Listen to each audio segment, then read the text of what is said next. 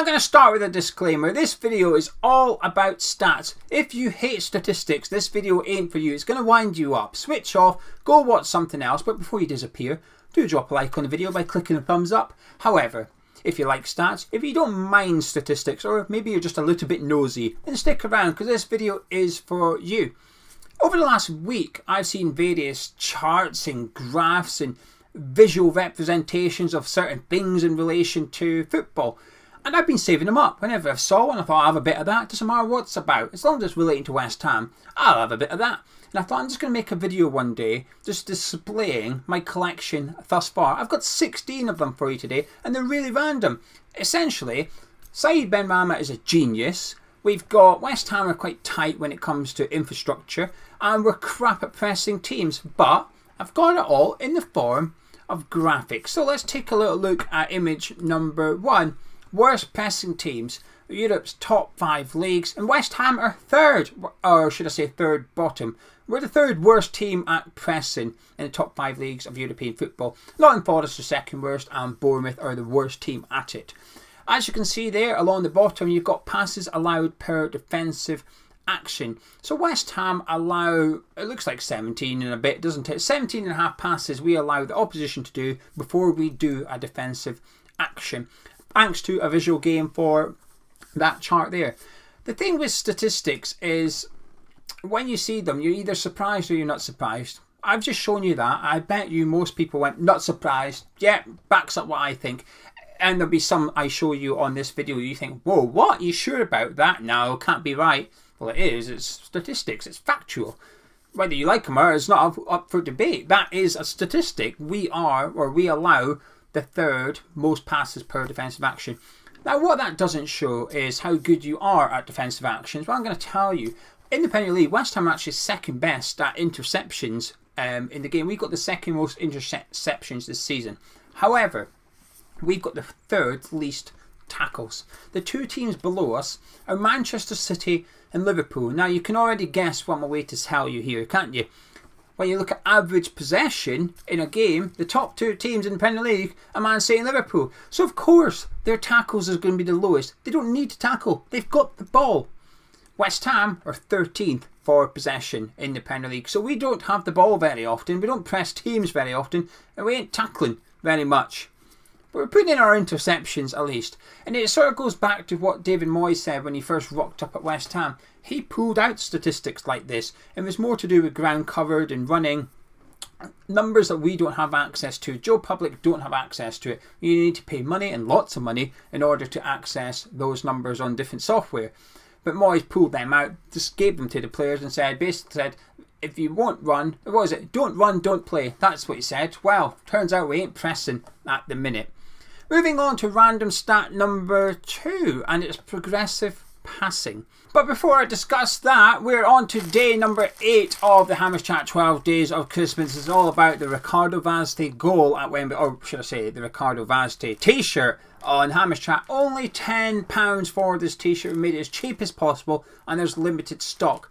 When they run out of stock, they're gone forever. We've got unlimited numbers, especially for this offer. Once they're gone, and they're only £10. You can grab yourself a Vazte t-shirt by clicking the link in the description or the pinned comments of this video. But back to progressive passing. So I've highlighted the West Ham players for you there. You've got Declan Rice at the top, Paqueta just underneath him, Fanal's just underneath him, and to the left you've got Thomas Souček. So progressive pass success rate is the up and down the vertical axis there. The higher you are, the more successful you are at it, the better your success rate. And along the bottom is progressive passes per 90 minutes. So progressive pass is where player A passes to a teammate, player B, and it's over 10 yards. They move 10 yards or greater towards the opposition goal. So it takes away the 2-yard passes kind of thing. It has to be 10 yards or more. Or it's passed into the penalty area to a teammate.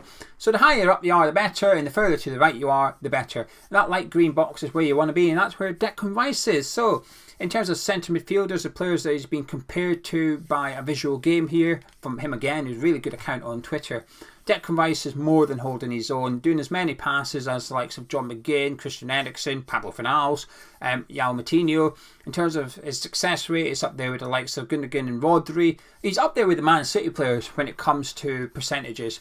Paqueta He's alright at it, decent numbers in terms of how many, success rates hit and miss, and Finals is less successful but doing decent numbers. Thomas Souček obviously in the bottom left quadrant, which means he's not doing many, and when he does do them, he's not very good at it. So looks good for Rice, looks alright for Paqueta and Finals, and not so good for Thomas Souček. Can I just say though, I think it's a bit wild comparing Ndidi to Kai Havertz in a graph. Both of those players are in there, which is strange. I have to confess though, there's a player in there, McAllister, the Brighton player, who's sort of to the left of Declan Rice and down a little bit. I'm surprised he's not a bit better. If you'd asked me who was going to be top of this chart, high up somewhere, McAllister would have been one of those. But I mean, look at Kevin De Bruyne, right next to Jensen. Brentford have got their own Kevin De Bruyne there.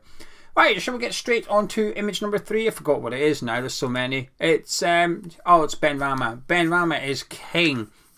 So you got there shot creating actions, a dribble or a pass. So the vertical is open play passes, which leads to a shot. The bottom axis there is a dribble, which then leads to a shot. Said Benrahma is fantastic. As you can see, he's there alongside that guy's name that I cannot pronounce, the Georgian winger that plays for Napoli. And as you can see, the summary, top 2% for both shot creating dribbles and passes in the top 5 European leagues, which is fantastic. Said Benrahma's doing really well. Next up, we've got shot stopping against distribution. So a bit of a keeper. Not the graph, you can get rid of that, but in terms of position, it's the keeper. Now, this distribution is the pass percentage. It's not really what kind of passes they are. Then on the bottom there, you've got your shot stopping, which is based on how many goals that you're expected to concede.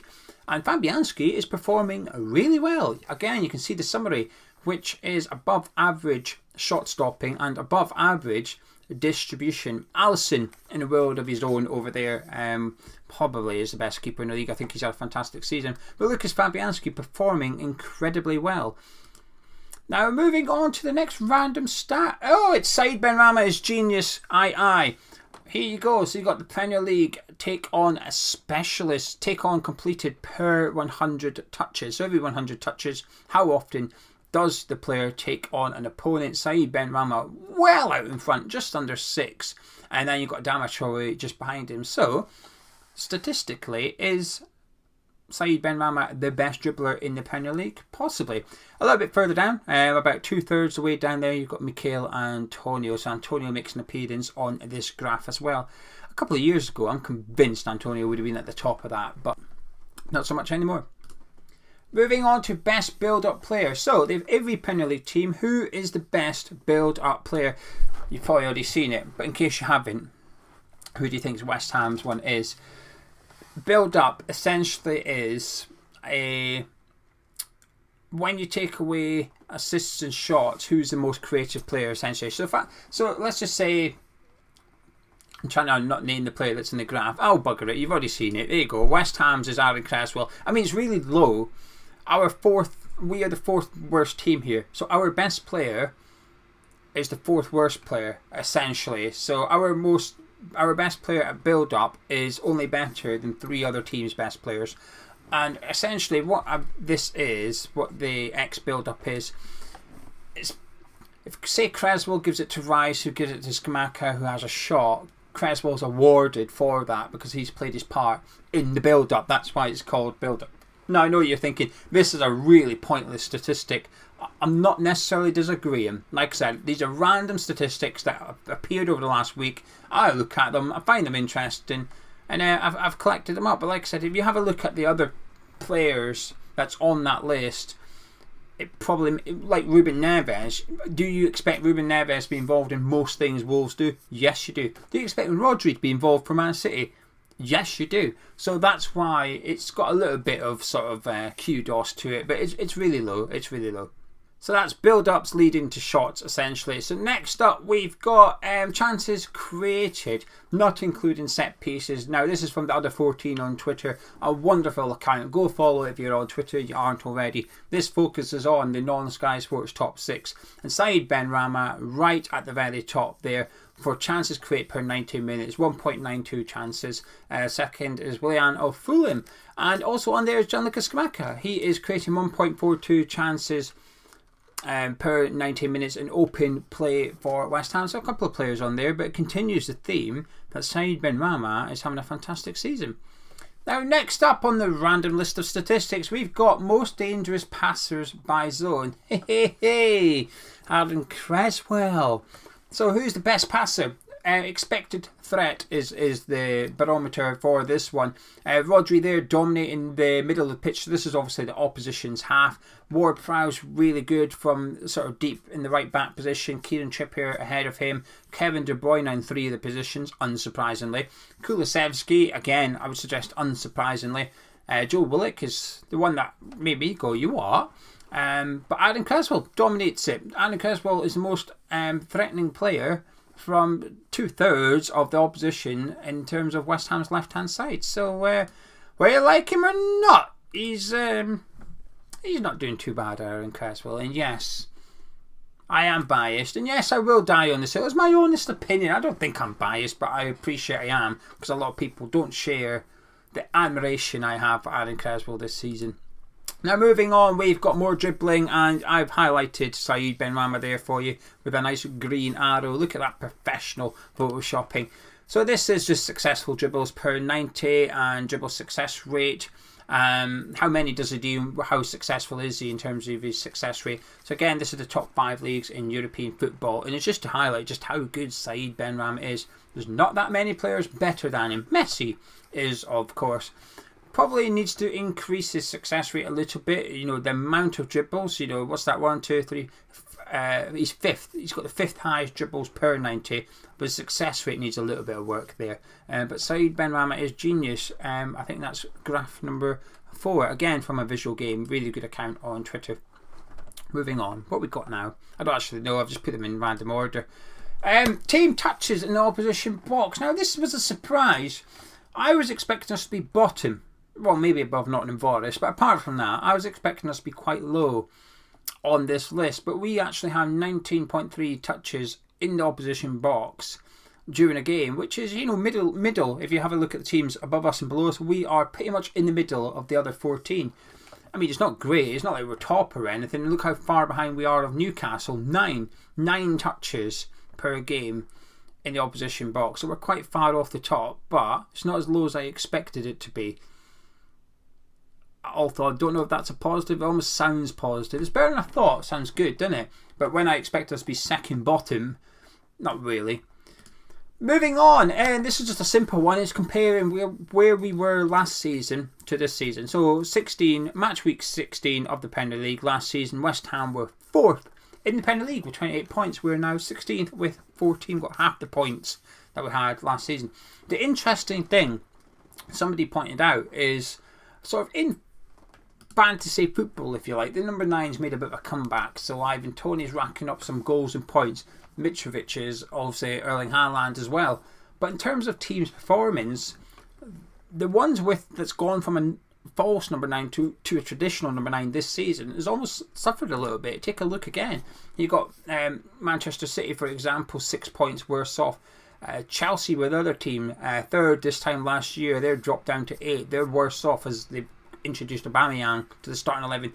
West Ham have gone from 4th to 16th, switching from Mikel Antonio to Gianluca Scamacca. Is there something in that? Is there not? Probably not. Possibly not. But also you have a look at Arsenal, big improvement. They've switched from a traditional number 9 to more of a false 9 as well, with Jesus coming in from Manchester City. So interesting. Just comparing the tables really. Now moving on, we've got the tackle success rate in the Premier League so far this season from the other 14. Number 1 is Declan Rice. 90% of Declan Rice's tackles. He's attempted 40, made 36, and he's been dribble tasked just 4 times. 90% success rate. Really big numbers from him. And Thomas Souček features on the list as well at 74.6%.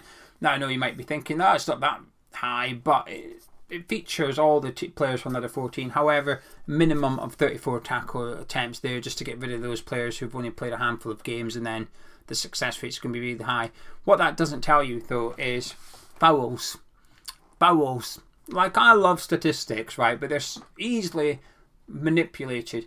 Van Dijk for ages had this stat that he had never been skinned in the Premier League. He hadn't been dribbled past statistically.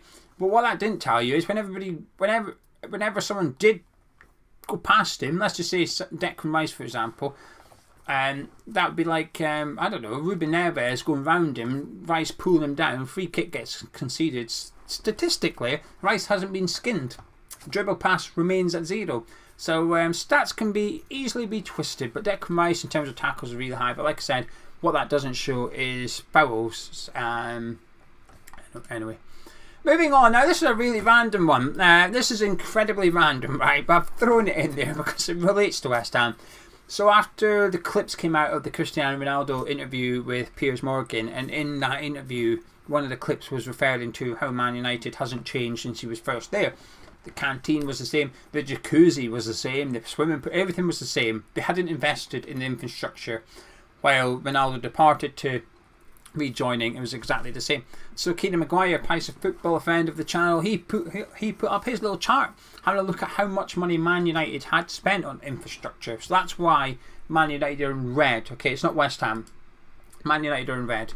But there we are at the very top. We're second least spenders on infrastructure since 2009, so it's a long time. Obviously that's when Ronaldo was referring to it. So Keenan Maguire's put up, obviously Tottenham well out in front there with their new stadium and whatnot. West Ham have spent 30 million since 2009, so 13 years, or sorry, that only goes up to 2021, doesn't it? Yeah, because of the accounts. So still 12 years we've spent 30 million on the training ground and the stadium, etc, etc. Only Newcastle is less. Now, the last chart, I remember what one this says. It's really random. I don't even know why I saved it. I just did because I expected a West Ham player to be on it, so I saved it. I had a look at it. Turns out they're not. But there's somebody I really wish we signed on here. And that is a player passing danger. So this is the most dangerous passers of the game, if you like. So smart pass, deep completions, short assists and key passes. And it's adjusted for per 90 minutes, so obviously top Kevin De Bruyne, shot corner. But what's that? 1, 2, 3, 4, 5, 6, 7. 7th on the list. Morgan Gibbs White. I would have loved him at West Ham. I really would have. I know they paid big money, but I still think it'll look like a good bit of business long term. But yeah, no West Ham players feature on it. I just thought I'd throw it out there because why not? I like statistics. Anyway, there's a load of random statistics for you. Hopefully you've enjoyed this. I mean, you're watching right now. You love statistics or you're really nosy. It's one of the two. But either way, thank you for sticking around. At the minute on YouTube, the only videos that are performing really well is stuff to do with David Moyes and sacking David Moyes or who's going to replace David Moyes. I'm trying to stay away from it a little bit. I'll cover it because you have to. You need to cover it. But I get fed up talking about it every day, so people must get fed up listening to it every day. But the numbers suggest they don't, kind of thing. It's a difficult game, playing the YouTube algorithms. But I just thought I'd have a little bit of fun today. A really random video. There you go. Last night I put up the Anton Ferdinand interview. If you haven't already seen it, please go do check it out. I think it's possibly the best interview I've done yet. And I'm obviously biased, but I do genuinely think that. It's up there with one of my favourite ones. And today we have some big news regarding Anton Ferdinand. So if you go check that video out if you haven't done already.